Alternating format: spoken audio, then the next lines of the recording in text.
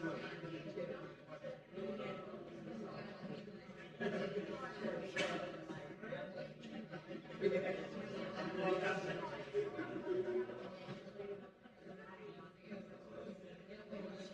you doing, Mr. That's great.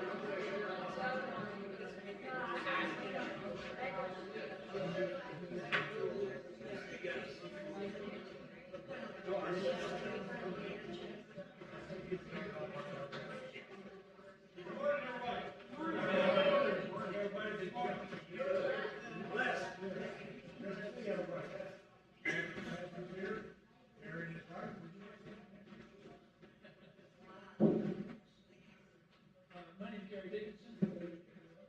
This is my beautiful, lovely, incredible wife of 52 years.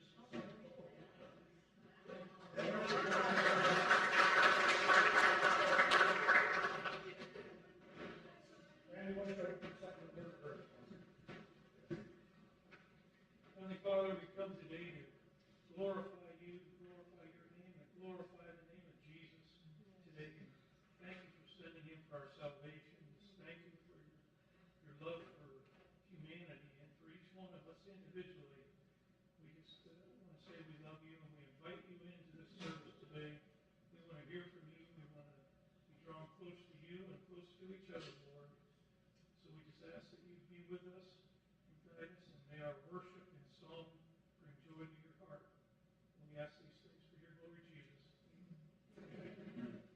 Gary's going to be speaking this morning, so we're looking forward to that. And thank you for thank you guys for both coming. Appreciate it. Don, would you stand up and introduce yourself this morning? I'm active. Been here before several years. I'm back in the area.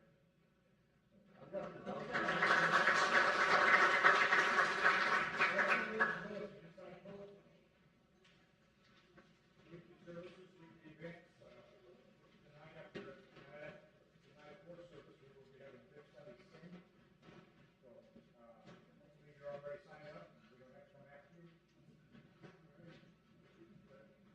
Big time.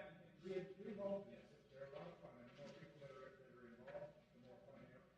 The fourth, we're going to have barbecue out at our house, and it starts at. Did we decide 1 o'clock last week? We did. Yeah. Later. Did one last week. Okay. So we'll figure 1 o'clock on Thursday at our house. The 6th, which is Saturday, Liz is not here. We're going to be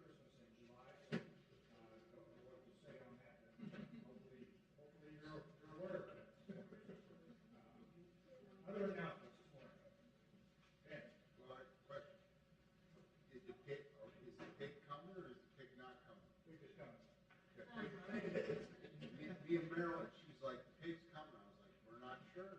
Brady said we weren't sure. No, he was sure last week. I think we have it resolved. Baby's coming. So you don't come, it'll be fun. It'll be fun, so give your time. There is no women's Bible study tomorrow. And when the Bible study, okay. So, And there will be no youth group Thursday. no youth group Thursday. We will be having Bible study on Tuesday. Yeah, and we'll do Tuesday. And Bible study on Wednesday. Other announcements? What time is Grace? Race service is 11 o'clock tomorrow. So please come and support the family and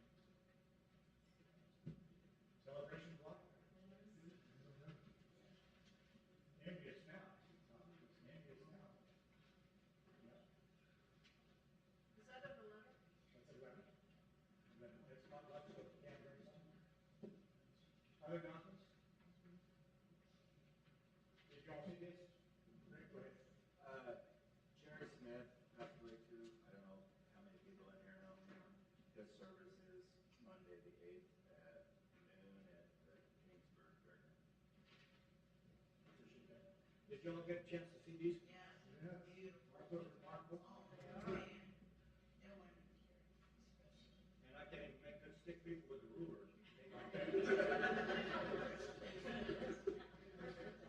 Other announcements? We've got a birthday this week. Yes, but she's not here.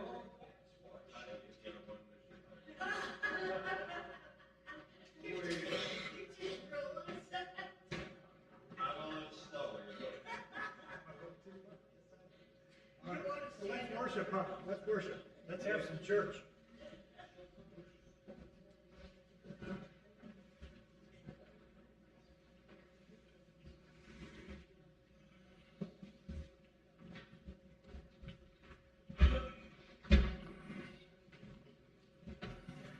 Well, good morning, all. Stand for worship here. All this month, we have been picking the songs for worship, and today is my turn. And I love all these songs. I lost a brother in Christ in May, and went to his service June 7th, and the last song, this Baptist church that he was involved in Highlands Ranch, everyone sang this song when we all get to heaven, and it was a wonderful time of worship. The congregation really did a fine job on that song, and let us just praise God here. I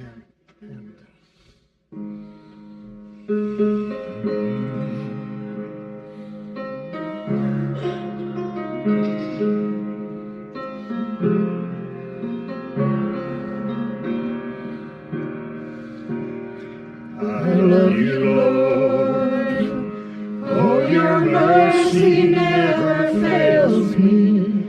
All my days I've been held in your hands. From the moment that I wake up until I lay my head, I will sing of the goodness of God. 'Cause all my life you have been faithful, and all my life you have been so, so good. With every breath that I am able, I will sing of the goodness of God. I love your voice. You have led me through the fire. In darkest night, you are close like no other. I've known you as a father. I've known you as a friend. I have lived in the goodness of God. 'Cause all my life you have been faithful. And all my life you have been so, so good. With every breath that I am able, I will sing of the goodness of God. Your goodness is running after, it's running after me. Your goodness is running after, it's running after me. With my life laid down, I surrender now. I give you everything. Your goodness is running after, it's running after me. Your goodness is running after, it's running after me. Your goodness is running after, it's running after me. With my life laid down, I surrender now. I give you everything. Your goodness is running after, it's running after me. 'Cause all my life you have been faithful. And all my life you have been so, so good. With every breath that I am able, I will sing of the goodness of God. 'Cause all my life you have been faithful. And all my life you have been so, so good. With every breath that I am able, I will sing of the goodness of God. I will sing of the goodness of God. Thank you, Lord. Thank you, Lord. Thank you, Lord. Thank you.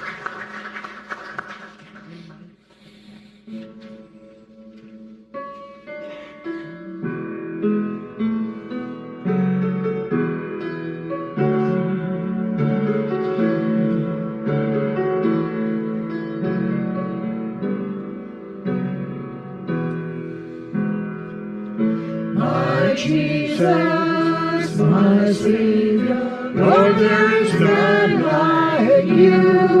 All of my days, I want to praise the wonders of your mighty love. My comfort, my shelter, tower of refuge and strength, let every breath, all that I am, never cease to worship you. Shout to the Lord, all the earth, let us sing. Power and majesty, praise to the King. Mountains bow down and the seas will roar at the sound of your name.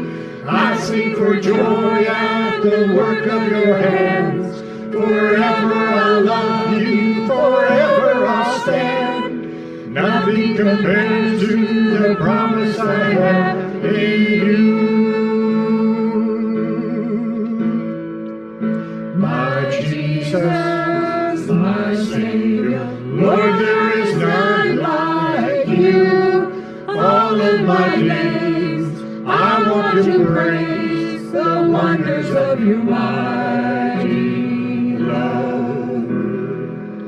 My comfort, my shelter, tower of refuge and strength, let every breath, all that I am, never cease to worship you. Shout to the Lord, all the earth, let us sing.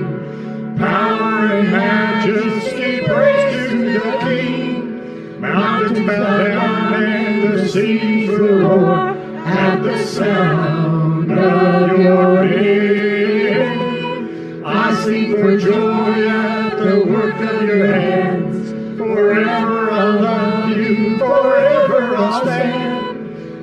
Nothing compares to the promise I have in you. Shout to the Lord, all the earth, let us sing. Power and majesty, praise to the King. Mountains bow down and the seas will roar at the sound of your name. I sing for joy at the work of your hands. Forever I'll love you, forever I'll stand. Nothing compares to the promise I have. Nothing compares to the promise I have. Nothing compares to the promise I have in you.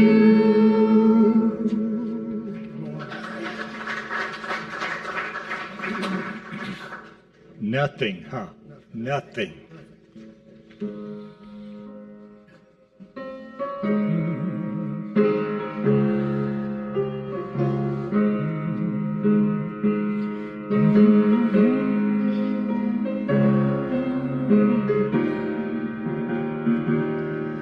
Just suppose God searched through the heavens and couldn't find one willing to be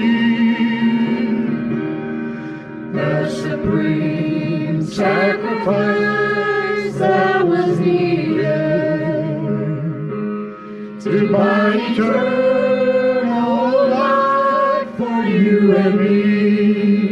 Oh, had it not been for a place called Mount Calvary, had it not been for the old rugged cross, had it not been for a man called Jesus, then forever my soul would be lost. But I'm so glad he was willing to drink his bitter cup. Although he prayed, Father, let it pass from me. Oh, I'm so glad he didn't call heaven's angels from my hands, pull these nails that torment me. Oh, had it not been for a place called Mount Calvary, had it not been for the old rugged cross, had it not been for a man called Jesus, then forever my soul would be lost. Oh, yes, had it not been for a place called Mount Calvary, had it not been for the old rugged cross, had it not been for a man called Jesus, then forever my soul would be lost. Yes, forever my soul would be lost.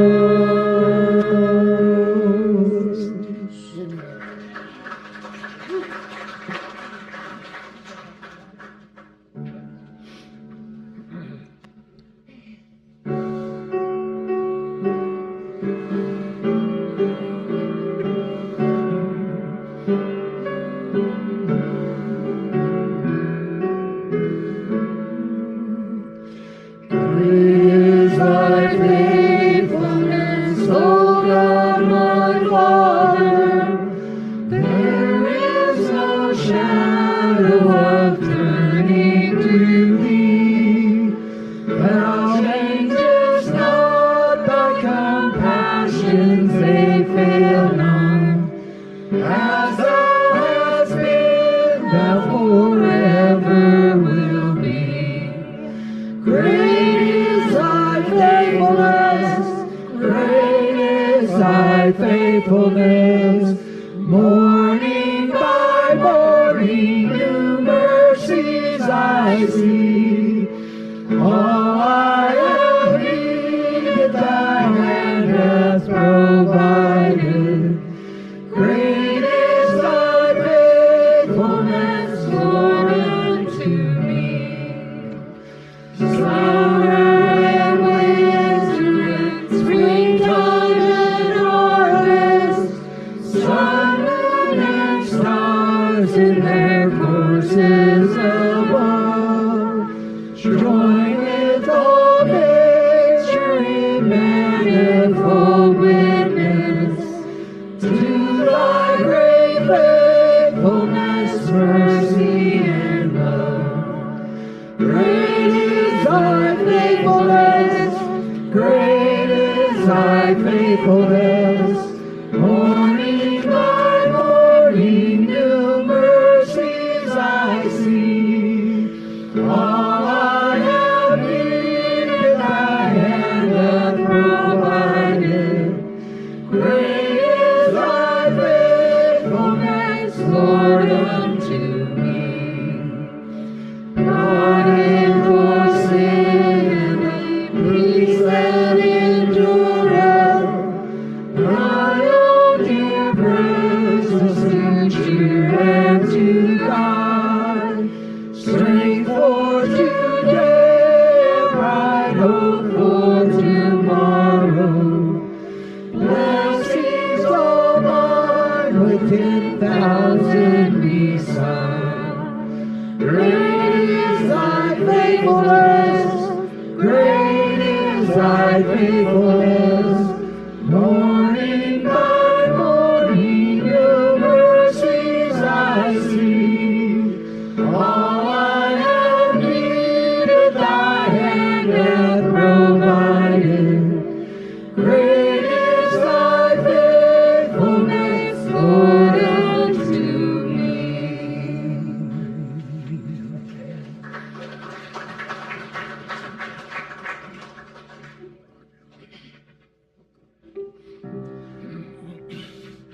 What'll it be like when we get there?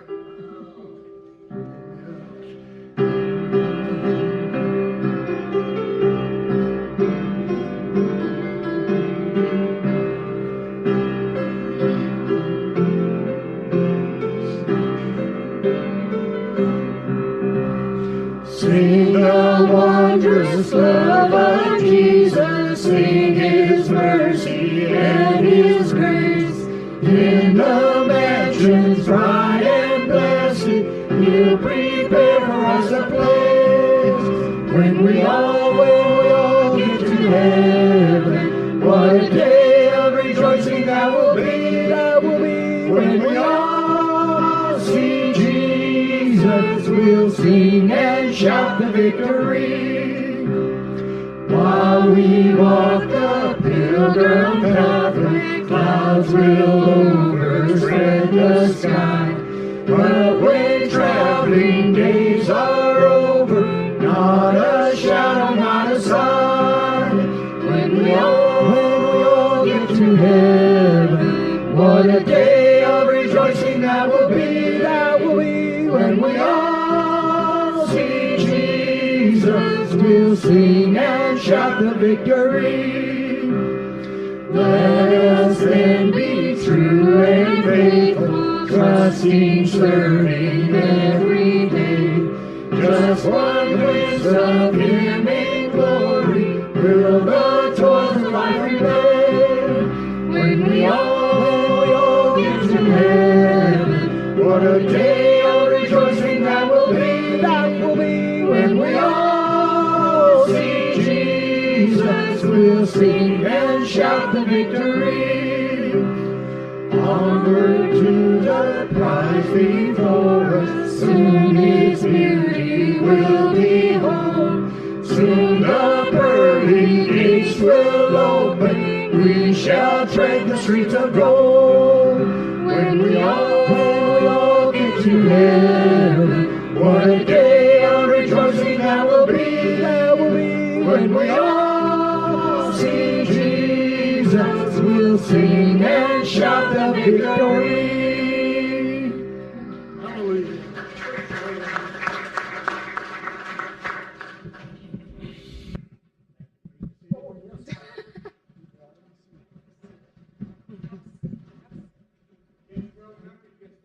I have an air in my lungs after that.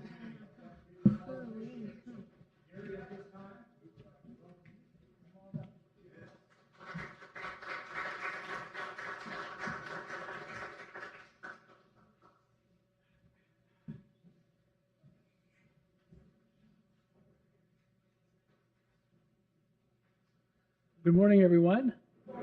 Are we live and well here? Good, good. Well, that's about the most elaborate introduction I think I've ever had in my life. Now, Gary, it's time for you to talk. You know, that's as simple as it gets for me. You know, I've never done much formal, and so I don't expect to start this morning.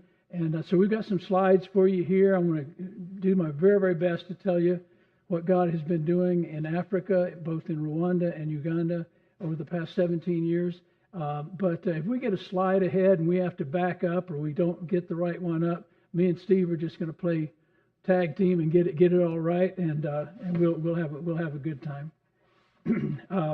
Gary Dickinson, my wife Judith, as I said, of 52 years. That, folks, is a modern day miracle. Divorce has never been an option for us. Murder has come up several times, but we just try to get past that as best we can. We have 4 amazing children, all of them spiritually and emotionally and vocationally not only stable but thriving, and we praise God for that. We've got 10 amazing grandchildren, and when I say that, I mean it just because they are. I'm just telling the truth. And so we are extremely blessed. And it's a privilege to be here to share with you guys this morning. I thank Lisa and Steve. Lisa has been trying to get us together, your church and me and Olive Branch, for a long time, and she just had this real gentle persistence, you know, and finally, Lisa, came together, and I appreciate it very, very much. Thank you so much. You know, it's 2007. I've been in ministry for over 50 years. Graduated from Dallas Seminary about 110 years ago, it seems. And I've been in ministry for over 50 years, had the privilege of doing a lot of different things along the way. And in 2007, Judy and I were in a period of transition, and one of those times in your life when you're trying to figure out what you're going to be when you grow up. You know, I don't know if any of you have been there and done that, but and so we just began to explore and ask God to give us clarity of direction. And so 2 things became pretty clear right away. My wife has been a portrait artist her whole entire life, and she's been good her whole entire life. These 2 are samples of her work of some of our friends in Rwanda. But we never put it into a business format. And so in 2007, we decided to launch her art career as a business.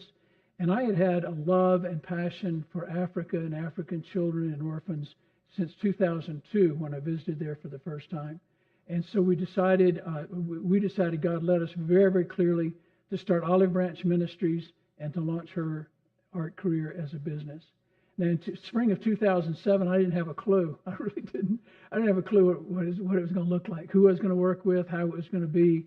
I just knew that in 2002, when I was in Africa, the need was so incredible. You didn't have to wonder about what you're going to do. You just had to jump in anywhere and start working. So in the fall of 2007, Steve, you can go to that first picture.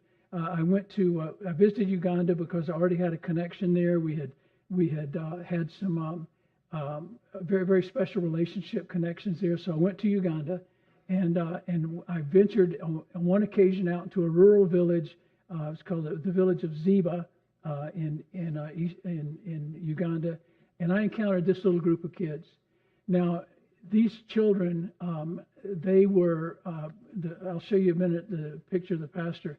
But this group of children, I was going out there for the pastor and his wife to thank us. We had sponsored his wife in surgery, and they just wanted to thank us. And so we just went out to the village one day for an evening meal just to be thanked for us having provided the surgery for the pastor's wife. And I saw all these kids running around. And I said, and so I eventually said, Pastor, who are these children? And he said, these are children that I have brought to live with me when their parents died, or they, that for some reason or other the parents couldn't take care of them. And so this group of children right here, and that was 17 years ago, this group of children and a few more beyond were the kids that I encountered that day. You can show the next slide there, Stevie.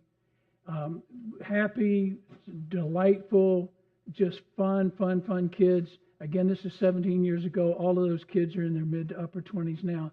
And I just fell in love. I just fell deeply, deeply in love. And next slide, Steve, let's see what that looks like. Oh, yeah. This is at their school. And one of the things that I found out right away was that the pastor didn't have the financial resources to keep the kids in school all the time. He'd send them to school, they'd have to come home, he'd go back. And so it was almost as if I've never, maybe some of you have, but I've never audibly heard the voice of God.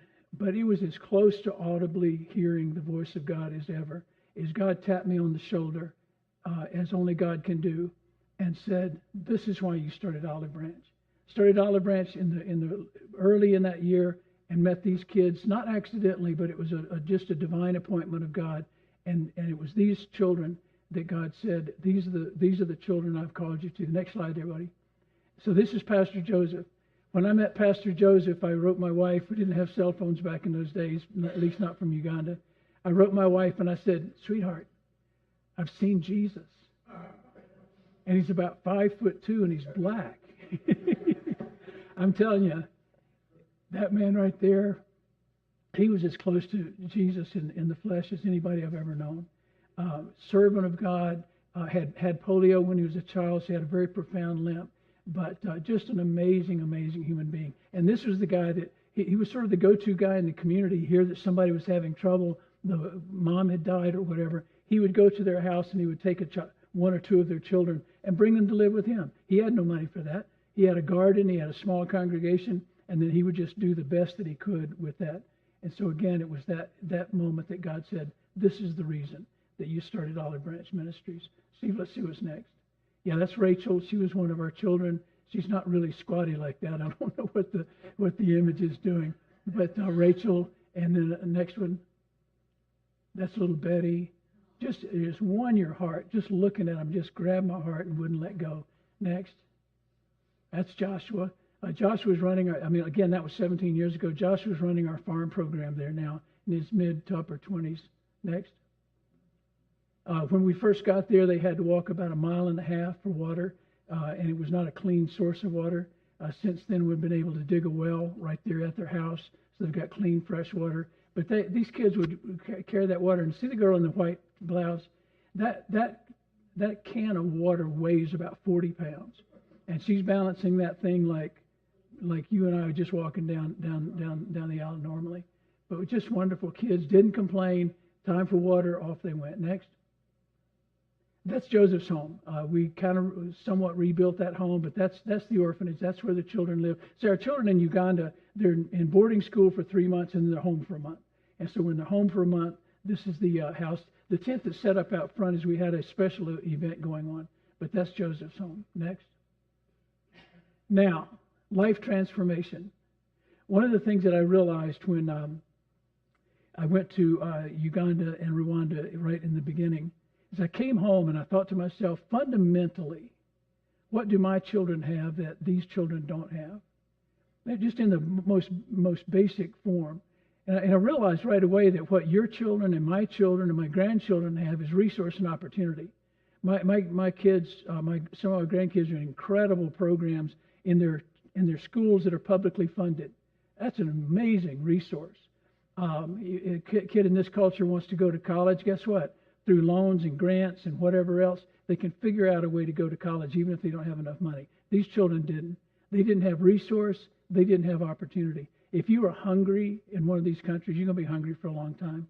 If you are poor and uneducated, that's probably how you're going to grow the rest of your life and be stuck in generational poverty. And so one of the things I thought to myself right away, I can do that. Man, I can bring resource and opportunity to these children who have neither. This is Esther. Esther could not pass. she struggled mightily. Probably if we had educational testing, she might have been dyslexic or something. But bright leadership skills, but she couldn't pass. She repeated the 10th grade twice. And then when we got back to the third time, I set her down and I said, Esther, this isn't working. What do you want to do? What do you want to be? She says, Papa, they all call me Papa. She says, Papa, I want to make wedding dresses. You do? She says, yes, I want to be a fashion designer. Well, what does she lack?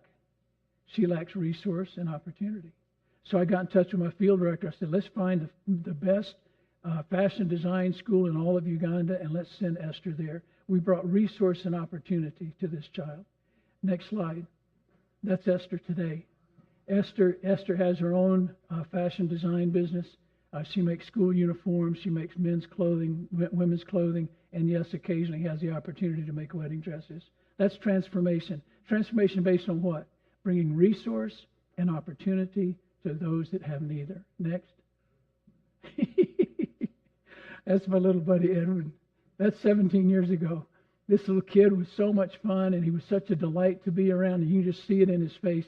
They would go to church, on Sunday morning. This is a Sunday, and I'll tell you why I remember it. Go to church on Sunday morning. He would have a suit with a vest, a little tie, usually a little bit too big for him.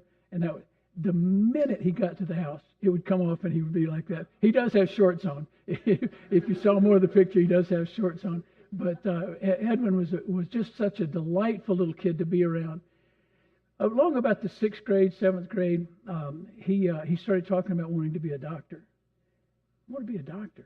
I mean, here's a kid out in the rural area, no reason to have hope, no reason to have a dream. He wanted to be a doctor. And so in one of my visits, he said, Papa, what's the kind of doctor that works on hearts? And I said, well, that would be a cardiologist. That's what I want to be. I want to be a cardiologist. Well, what does he lack? He lacks resource and opportunity. That could just be a dream that never came to reality. Next. That's Edwin today on the left-hand side. Edwin has graduated from a nursing program.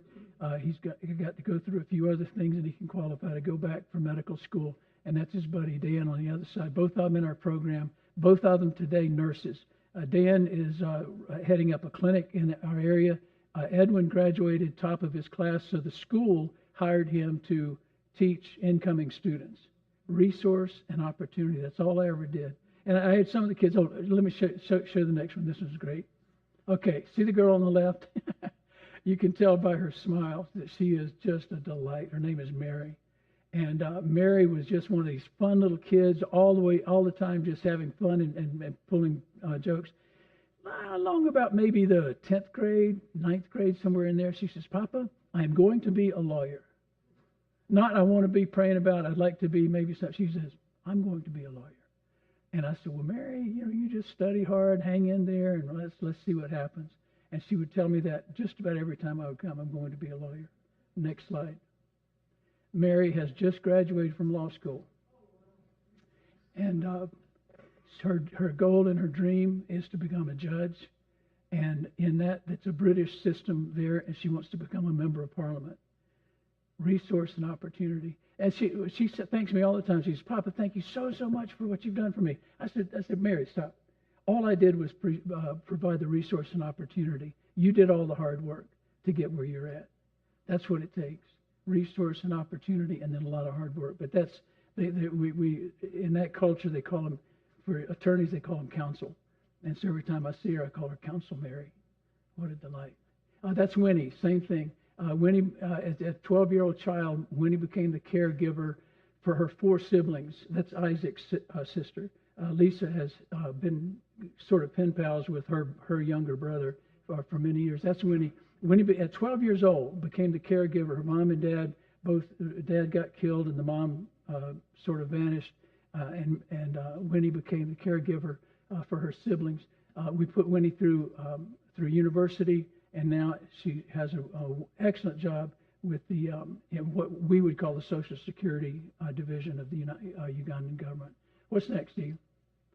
I just threw that one in. That's when they're heading back to school. See their mattresses on top of the bus, the van, and they're all piling in there. And they will put more people in that van than the law should allow. They'll just absolutely pack it out. But that's them going to school at the end of their holiday breaks. I just thought I'd throw that in. What's next? Okay, there they are. So that's me on the right, obviously, right? Yeah. And on the left is Patrick Lubanga. Patrick is my partner. He was my student when I was teaching in a Christian university back east, and he and I together were the ones that sort of journeyed this thing. It was his daughter and son-in-law that were my first connections there in Uganda. And that was a children's program that we had. All you got to do is put some little program together, and hundreds of kids will show up, and that's what that is. All right, a couple years later, after we started Olive Branch and started working in Uganda, started working in Rwanda, and Rwanda is an absolutely beautiful. I threw the slide in the next one, Steve. It's a land of 1,000 hills, or I think they call it 10,000 hills. Beautiful, beautiful country, and we met a tribe of people in the southern province. What's next, Steve? Yes, another just beautiful, beautiful side. But in the southern province of the country, next, we met these two pygmy tribes and began immediately to work with them. These children had never ever been to school, and what was hard for them is the school was just right up the hill from them. And it was publicly funded, but you had to have school uniforms and lunch and supplies in order to go to school. Well, when you're not sure where lunch is coming from or dinner's coming from, and I'm talking about a potato and an avocado, you're not getting school uniforms. So these children would watch children walk up to the school every day. And next, beautiful, beautiful children next. But the poorest of the poor. Now we have poverty in this country, right? But you won't have poverty like this. This is so poor. It's almost hard to fathom. But that's where these children were. Next. Those are my little buddies. Next. If you went back to that village every day for a month, that kid would be dressed in the exact same clothes. Next. But they're happy. Happy, singing, joyful, and they just capture your heart in a heartbeat. Next. So one of the things I found out from my partner there, his name is Sylvan. I said, Sylvan, what does it take to get these kids in school? He said, just school uniforms. And he said we had to have shoes, school uniforms, and pay for lunch and also supplies. So Sylvan goes to town, and I gave him the money, and they made school uniforms for them. And you can tell this kid's going to be able to wear that uniform for many, many years. Just a little oversized for him. But happy, incredibly happy to finally be able to join the other kids and go into school, and off they went. Next. This is what I call my history maker. In the history of these people, nobody had ever been to high school. Nobody. Generations. And not only the poorest of the poor, but then also totally uneducated. This is Alphonsine. Alphonsine was just like that other child you just saw. We put her in primary school, and then she was the very, very first person in the history of these people to go to high school. And she is now graduated, and she graduated high enough. This is mind-boggling to me. She graduated high enough in her class that she qualifies for university. And I won't go into the details of it, but most of you are probably aware of the Rwanda genocide of 1994, where 1 million people were slain in 100 days, which is hard to fathom.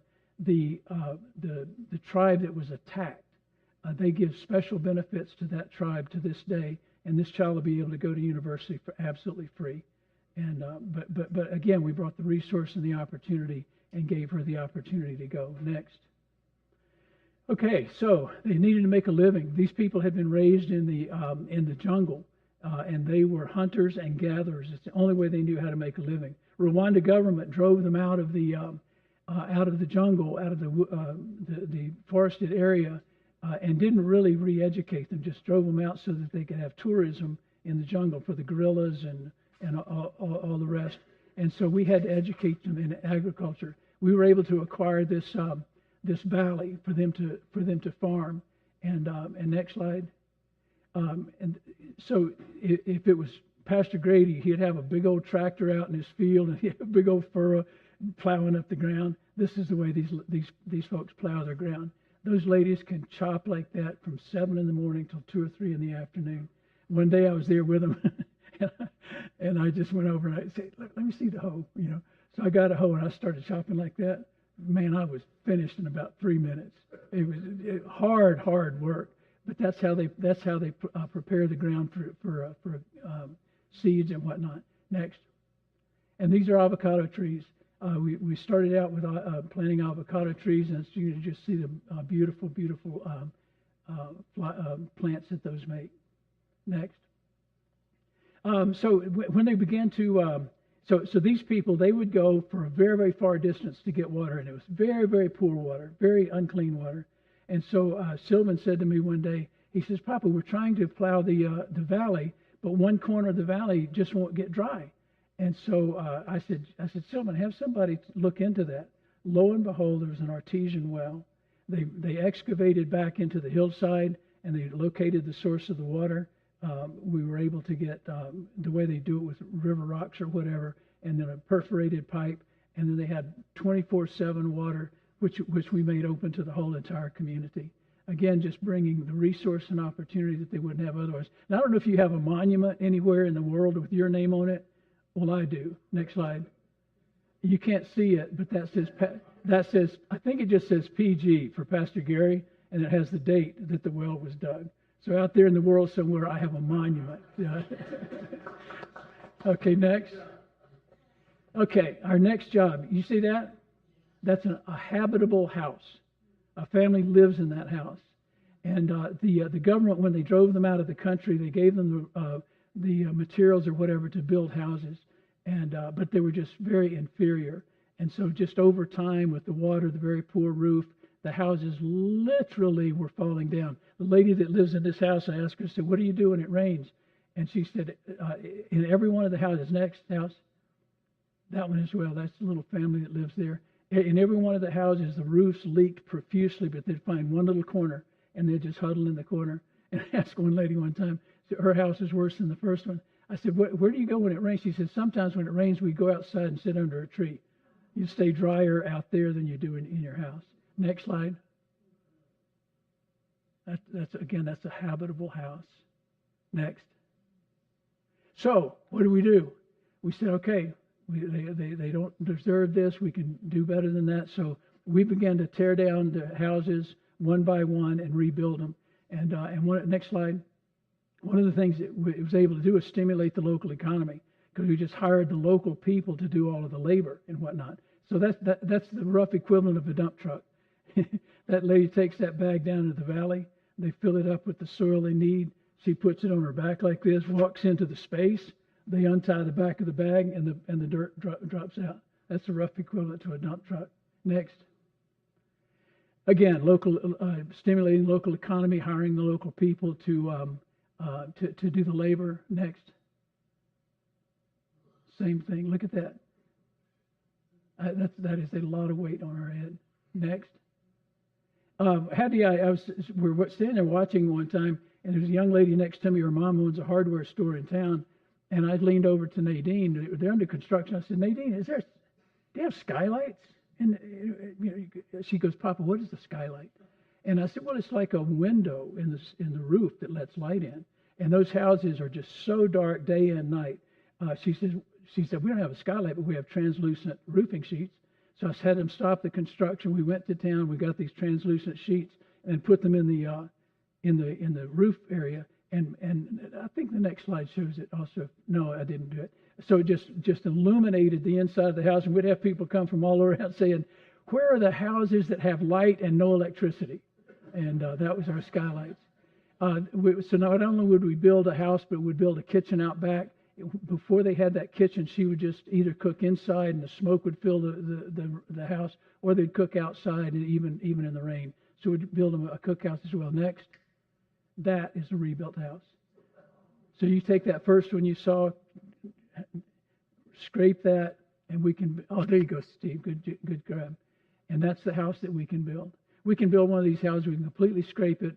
Construction costs have gone up a lot, but we can scrape a house and build that house right there for the family for $6,500. You can't get permits in this country for that much. I don't remember what the next one is. Let's look at it.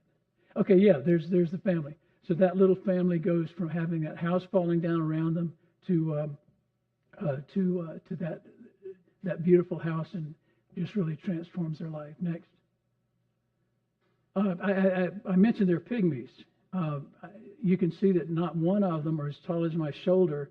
My wife, who is not a tall person, is taller than everybody in the village, so that's the group. Next. Okay. So, Olive Branch Ministries, what do? We bring resource and opportunity to those who have neither. And what they do with that resource and opportunity is up to them. But I can stand here before you today and just say we've had such a remarkable, it's not 100%. We've had some people that didn't take advantage of it and didn't move forward. But I can stand here today and just tell you that we've seen lives transformed as a result of doing that. Now, you may say, how does that happen? You know, how can I maybe have that kind of impact? Maybe not on this global scale, maybe not in Africa, but how about in Hudson or wherever you might live? Well, I want to share with you out of the life of Jesus. I want to share with you one narrative that I think captures the essence of how do you bring about change in somebody's life. I'm pretty convinced that most of what Jesus did in the Gospels, he was doing it to train the disciples. As the disciples were following along behind him, he would perform a miracle or he would do something. And I have an idea that it was instructive for the disciples. Sort of like, okay, guys, watch me. And now you do just as I did. And so one day in the book of Mark, chapter 1, Jesus came upon a leper. And I think in this real short set of verses, we capture something that is the essence of what does it take to bring about change. What can you do in your community? What can you do to affect change in somebody's life? What is it that we did in Africa? And again, you don't have to go to Africa. You just step out your front door.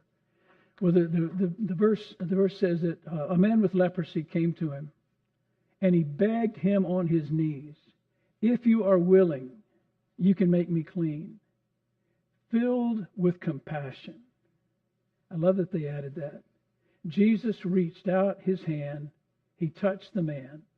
"I am willing," he said. "Be clean." And immediately the leprosy left him and he was cured. What did Jesus do? The very first thing he did was he reached out and he touched the man. You will never, ever touch anybody unless you reach out. If you don't reach, you'll never touch. It is so easy to walk right past a person in need and just go, you know what, I just don't want to get involved. This might cost me some time. This might cost me some money. And so you just walk right on past them. You know what? If you don't ever reach, you won't ever touch. What does reaching take? It takes eyes to see. My wife and I, one day, we were walking by the library there in Brighton. We live in Brighton, Colorado, by the way. We're sort of neighbors to you here. We were walking by the library, and there was a lady kind of crouched over next to a building, and you could tell she was stressed on some level. And we stopped, and we just simply said to her, "Ma'am, are you okay?" And she says, No, I'm not. And we walked over there and engaged her in conversation, found out she was homeless. She wasn't homeless. She was homeless because of her circumstances that had just come about, and she had no idea where she was going to sleep that night. So it takes eyes to see. It takes ears to hear in order to reach out and to touch someone. We were able to connect that lady with emergency housing that night. And it just was very simply because we stopped for a moment and we reached and we touched. But also, reaching takes a heart. You got to care. You notice it said Jesus was moved with compassion.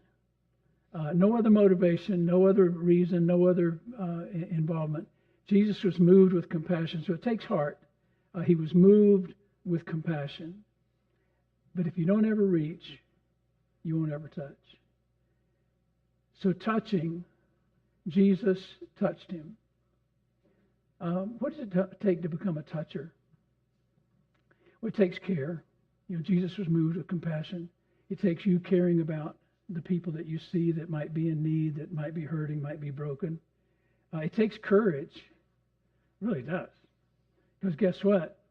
Might backfire. Might not work out like you had hoped it would. It takes courage to be a toucher. You might get involved on a level that you didn't ever want to get involved on. Judy and I have a person like that right now. So it takes courage to touch. It takes sacrifice. Hey, guess what? That lady that was homeless, I might have wound up buying her hotel room. Might have. I was willing to. But it might take sacrifice to be a toucher. It might get you involved so much more than you had really thought about. How much skill does it take to be a toucher? None. It really doesn't. You don't have to go to a training program. You don't have to have particular gifts and abilities. You don't have to go to a seminar downtown someplace. You just show up and be there. And you know what I found in my life and my ministry? There's a whole lot of people just need somebody to listen. Just listen to me. It doesn't take much skill to listen. Along the way, somebody will say, I'm really struggling with this. I'm really struggling with that. And many people would call me Pastor Gary. Pastor Gary, would you counsel with me? And I go, well, let me tell you what I'll do. We'll sit down and we'll talk, and I'll be the best listener that you've ever found. If I have anything of significance to say back to you that winds up helping, that'll just be icing on the cake. But I promise you I'll be a good listener. So, to be a reacher and a toucher really doesn't take much skill, but do along the way. Do discover your gifts and abilities. Find out what gifts God's given you, your unique gifts or unique abilities, so that when that moment comes, you'll see that this is a place where maybe I can connect my skills and my gifts, my abilities, and then the third one is change. You see, I got some great news for you. And I'm totally aware of this. I have never changed anyone. Those pictures you saw up there, I didn't change those children. I was willing to reach. I was willing to touch. But it was God who cleansed the leper. Amen. It was God who did the work. And so one of the things you can go into this reaching and touching business with is full-blown confidence that you don't have to change anybody, because guess what? You can't. It was Paul who said, I planted, Apollos watered, but it was God who gave the increase. So this leper was changed because Jesus stopped, he reached, he touched, and the man was changed. As I said, OBM has some great, Olive Branch Ministries has some great stories. 17 years into it, we've just seen some amazing things happen along the way. But I've got a very healthy appreciation for the fact I was just the lucky guy that showed up. We've got a lot of donors that support us. We've got people who sponsor children in our program, and I don't even have the financial resources to do what we've done. But it's a lot of God's people who's come along beside us and supported us financially. Like I say, I'm just the lucky guy that gets to go there and hang out with the kids and watch what God's doing. I was just there. When did I get back, Shady? Just a week ago. Last week, I was just in Uganda and Rwanda last week. And it was one of the most special times that I've had in a long time, because it was, I won't go into the circumstances, the backstory, but it was one of those times when a lot of the kids weren't in the village for various reasons. And so some of the older kids that I've known for, like the two nurses, they traveled all the way out to the village to see me, even just to spend a couple of hours. So it was a very, very, very, very special time. So be willing to reach. And every time you reach, you're not going to touch. And every time you touch, they're not going to respond. But if you never reach, you'll never touch. And if you never reach, you'll never touch. If you don't touch, you won't see God change somebody's life. So become a reacher and a toucher and see what God will do. Let me just mention, I mentioned sponsorship. We have sponsorship of children. If you're interested in that, just let me know. We've got those houses. I'm looking up here for my business card. we've got the houses, we've got 3 houses to go, and we can completely redo a whole entire house for $6,500. You know, be a small part of that or a big part of that, or hey, you want to do all 3 of them? I'd let you do that. But at any rate, I'd just love to talk to you about ways you can get involved. How many of you ever wait till the last minute to do something? You ever do that? Well, my wife and I, and she doesn't wait till the last minute for anything. I waited till the last minute this morning to go get our business cards, and we thought we knew exactly where they were. So it was in her art studio. We drove over to the art studio. We grabbed these 2 paintings. We went to where I've probably got 1,000, at least 1,000 business cards. They weren't there. We realized they were in our trailer that we use for outdoor art shows. And so I'm here with 3 business cards. And the 3 people that can come up here first, no, I'm kidding. I see somebody's already taken one of them, but there's 2 of them at least still on the back. Take your phone and just take a picture of it like that. Then you got everything you need to know. And I apologize for waiting to the last minute when we didn't have time to go get those cards. Well, thank you so very much for allowing me to share, and hope that it's been an inspiration to you, been an encouragement to see what God's doing through Olive Branch Ministries. Thank you very much.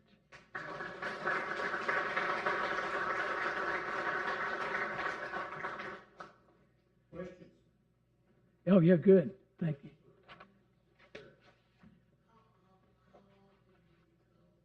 You know, I've been going, COVID really didn't have anything to do with this, but up until COVID, I would go 3 times a year, and I sort of commute. And it's a 27-hour flight, so it's a serious commitment to go there.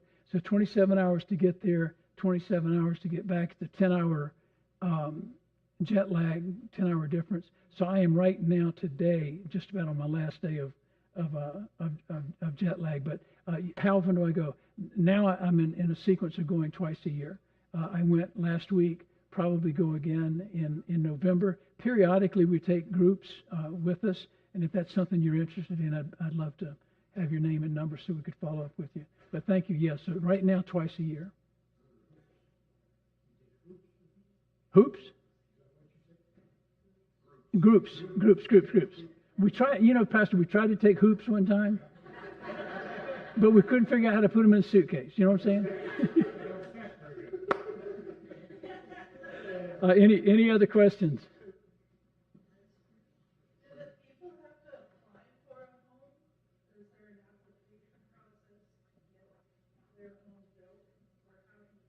No, what we did basically was just sort of triaged it, took it from the worst, and the 3 that we have left now they still are bad, but they're not as bad as those were. And so what happens is, we'll designate a house and again, it has to be completely scraped down to the foundation. So they will go and live with somebody else in one of their little crowded houses, until we're able to get the house built back. But there's not an application process. It was just more of a triage that we wanted to get all of them done in the village, and we're down to the last 3 now. Good question. Yes, sir. How do you get all the materials? Man, I wish I'd. So a lot of it, I've got some great pictures that I apologize for not bringing this time. They'll make the bricks right there on site, just with a hoe and water, and start digging and making mud. And they were doing that when I was there last week. It's the whole village gets involved. They make the mud. They add straw to it, sort of like in Pharaoh's time, and mix the mud with straw. Put it into a little form, pack it down real tight, pull that off, and the next one comes. So the bricks they make right there locally. The cement that's needed, the roofing sheets, they call them iron sheets. The roofing sheets, they're all bought in town. Local supplier. A lot of the what we would call rafters are just trees that they cut out in the woods. So as much as they can do it, they'll create their own building materials right with their natural resources. But again, the cement, you can't go create cement, so we've got to buy a lot of cement and that sort of thing. So good question. Anybody else? To build a house? They can. So there's only 2 seasons in Uganda and Rwanda. Here we've got 4. They've got 2. They've got the rainy season and the dry season. temperature is just about the same the whole entire 12 months. It'll be rainier in part of the year, and so during the dry season when they don't get interrupted, they can build a house in about a month or 6 weeks. And again, it's a wonderful thing to see, because here are these, people that don't have any money, and we're able to hire them to work on the houses, and so it just really makes a very, very joyful environment. Any other questions? I really have been blessed by getting handwritten letters received from the person that I've given gifts and things to. His love for Jesus is incredible, and he is hope for what he wants to do in the future. Now he's got a Facebook page, and I get small little one-word sentences or 5 to 10-word sentences from him on Facebook. Yeah.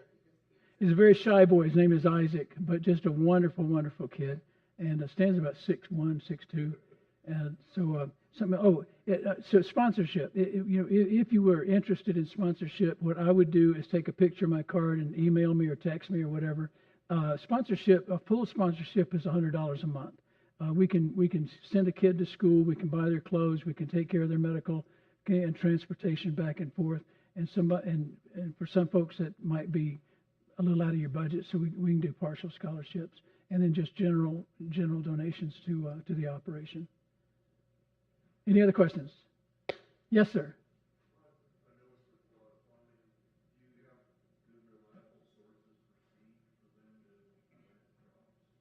Yeah, for the crops that we plant, they do. The seeds are locally available, and they're locally available at what grows well there. And so yeah, we're fortunate to be able to have that. So Rwanda is very different than Uganda. How are we doing on time, Coach? Okay. Somebody said he preaches till noon every Sunday, so I think we're okay. Just kidding.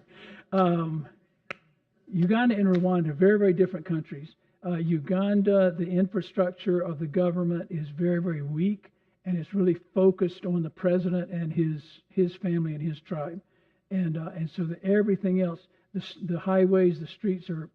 I was saying to my friend when we were driving last week in Uganda, I said, if I were the president of this country, I would be absolutely embarrassed at the condition of these roads, because they just spend almost no money in that. Rwanda, on the other hand, it really is a reaction to the genocide of 1994.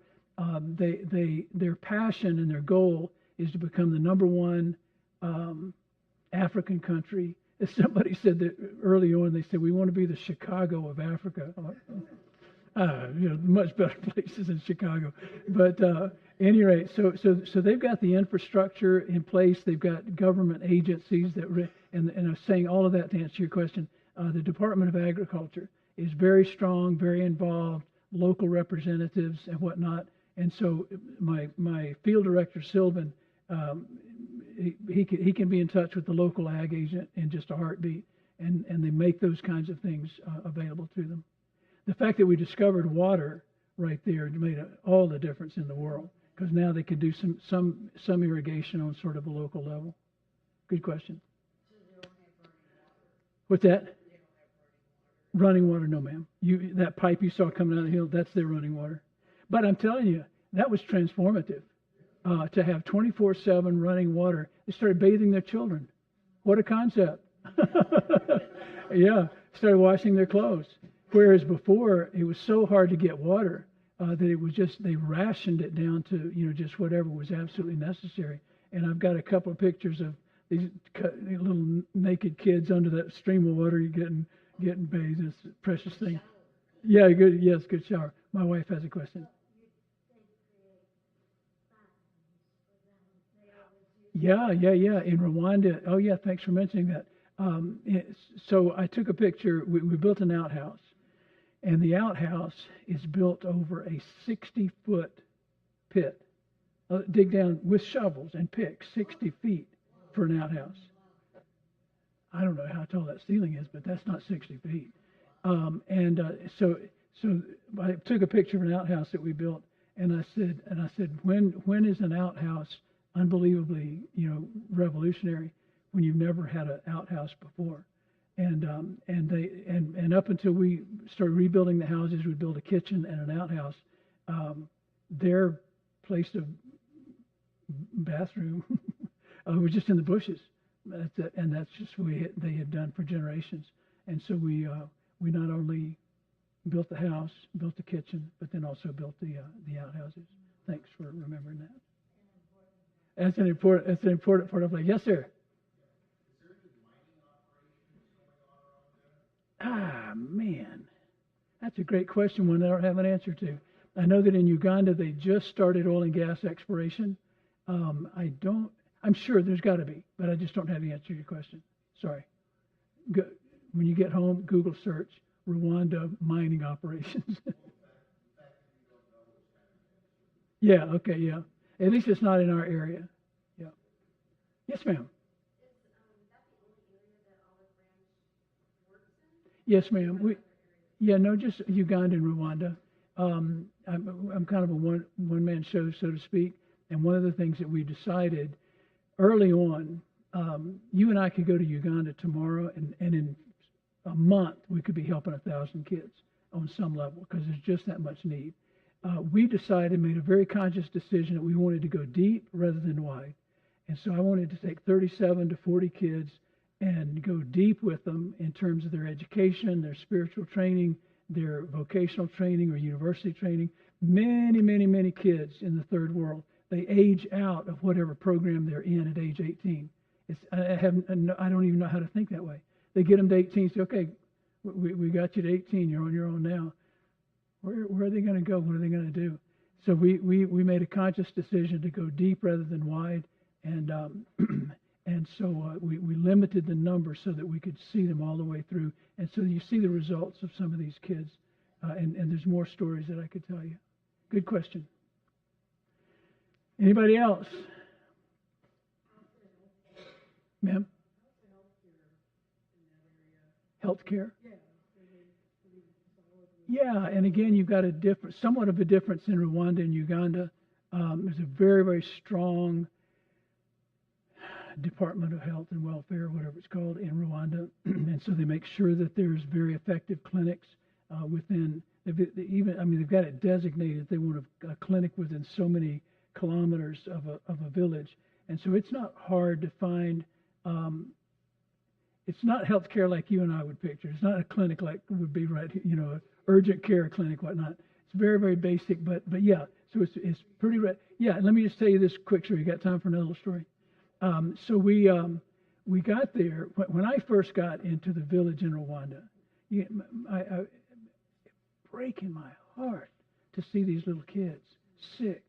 I see a little kid was sitting over by a bush, and flies on his face, and you could tell he had a fever. And I'm telling you, if you want to crush this man's heart, you show me a sick kid in a situation like that. So I asked him, I said, Sylvan, I said, what do they have medical care? Can we get this kid to a clinic? So we scooped this kid up and put him in the car and took him to the clinic. And we went in. This is a fun story, actually. So we went in. He's getting care, and I go over to the administrative office to pay for the care, and a beautiful, incredible young woman by the name of Bora.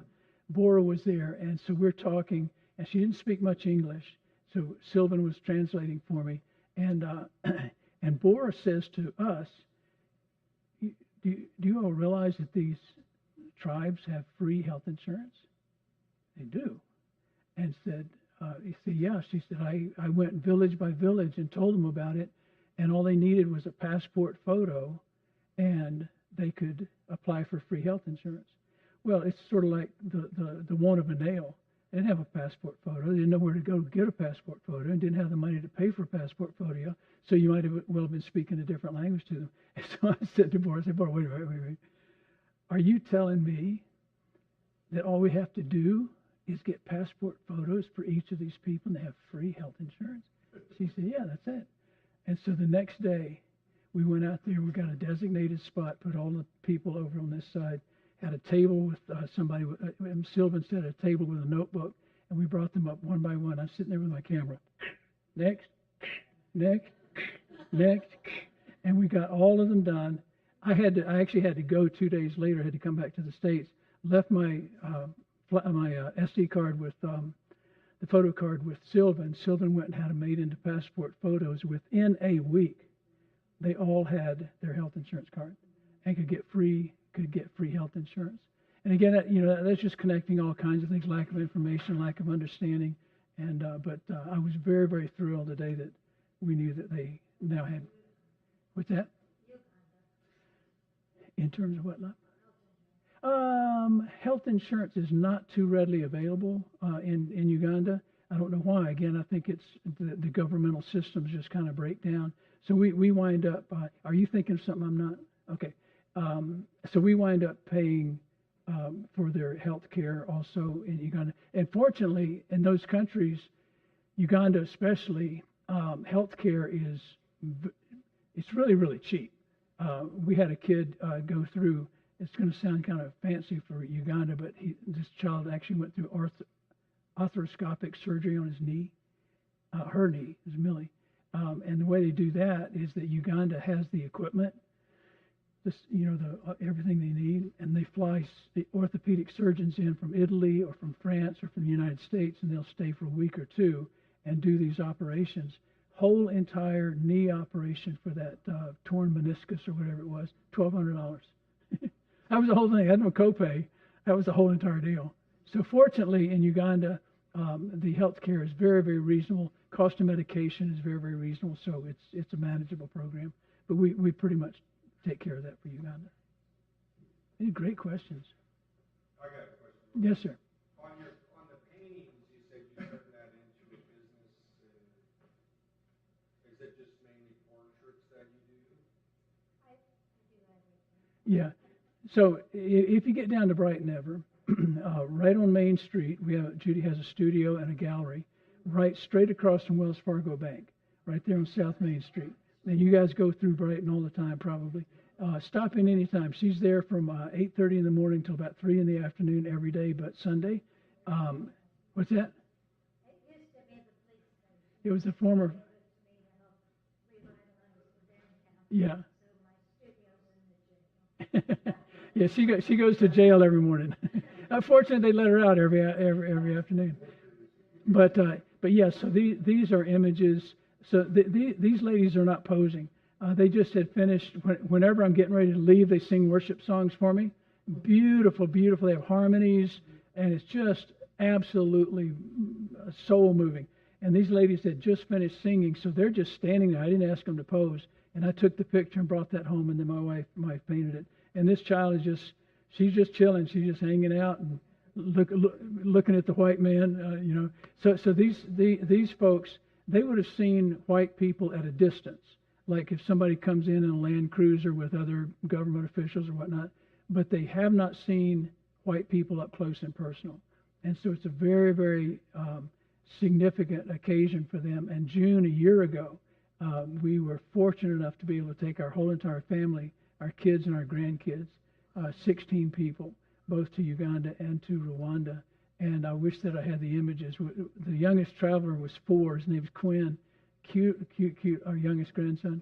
And these kids were mesmerized because they had never seen a white child, and they were just mesmerized. They wanted to touch his hair and, everything. So it was great. You guys have been great. Any other questions? Sure appreciate you. Yes, ma'am.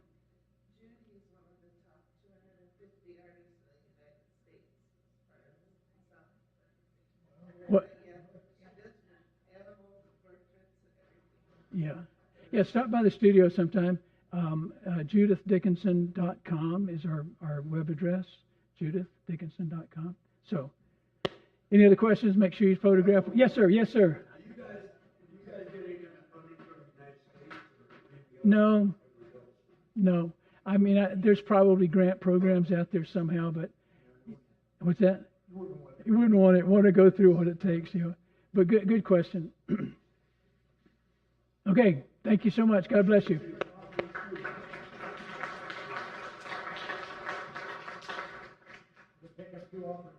Thank you.